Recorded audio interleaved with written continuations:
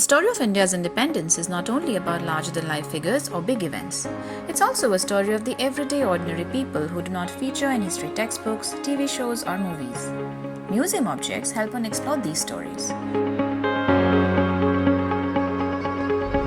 So for this season of Art Sparks, we invited some of our friends from other departments at MAP to choose an object from the collection and share their independence story, whether by looking closely at it, asking questions of it, or even challenging what it tells us. This is Through the Looking Glass, where history comes alive.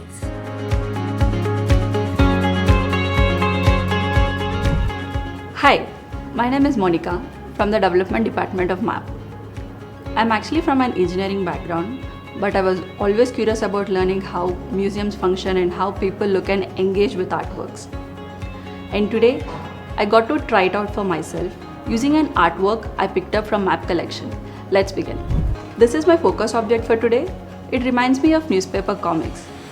As you see in the title, it shows different events of uprising of 1857. The uprising was the first step in India's independence struggle. There are many reasons why the uprising began. But the most popular one that I read about was that the British government used to use cow fat on bullets, which hurt the sentiments of certain Indian communities that were employed as soldiers in the British Army.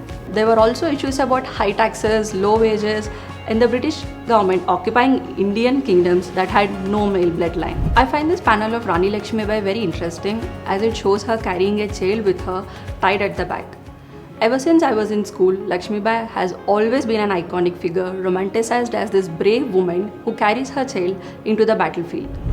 You can see it in all her statues, in your textbooks and everywhere else. There is always a child. However, recent research on this idea is underway, and that shows that inclusion of this child may not be an accurate fact. I wonder why this chart then shows this visual as a proven fact. These details here caught my eye. How a person labeled Kuwar Singh is offering the Ganga river his blood. Singh was the leader of the groups in Bihar and was wounded in the arm by a bullet. The image here shows him cutting his hand off and dropping it in the Ganga. The text here shows Singh as saying, "Mother Ganga, this is my last offering to you." This panel reminded me of people doing the same ritual even today, where they worship and look up to the river goddess for answers. On the left is another interesting panel. We can see one figure handing over chapatis to another. There is an hypothesis about the chapati movement. During this time, with thousands of unmarked chapatis were distributed to homes and police outposts throughout India by runners at night. And the people who accepted the chapatis would quietly make more batches and pass them on. Even though there is no conclusive evidence, there can be a speculation on why this movement took place. Could it have been a secret code, or was it distributed to create awareness? What stood out to me from this object is that they are not sugarcoating the struggle. Instead, it clearly mentions why the uprising failed. One of the points mentions that many Indian kings supported British and helped to crush the uprising. This shows how we lack unity and we had a rough start to the independence war. The other point mentions how revolutionaries were ill-disciplined and jealousy took over. This is a lesson to learn for us even today. I see this object as the Daily Prophet. Harry Potter fans would definitely get it.